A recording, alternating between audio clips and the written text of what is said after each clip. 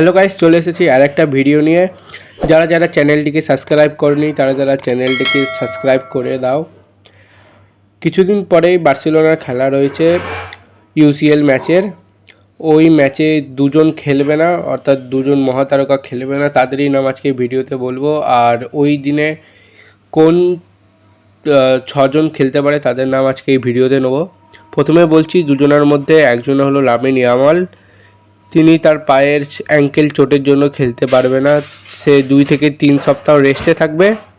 Number 2, Robert Lewandowski. তার কোমরের ইনজুরিতে সে খেলতে পারবে না, সে 10 দিনের মতো রেস্ট নেবে, তারপরে হয়তো সে খেলবে। তো এবার চলে আসি লাইন আপ প্রিভিউতে। প্রথমে বলছি দানি ওলমো এবং রাফিনা খেলতে পারে। তারপরে রয়েছে পেড্রি এবং কুন্দে। তারপরে রয়েছে কুবার্সি এবং মার্টিনেজ। আশা করি এদেরকে পরবর্তী ম্যাচটাতে দেখতে পারবেন। আর আজকের ভিডিওটা ভালো লাগলে অবশ্যই লাইক করে দেবেন। দেখা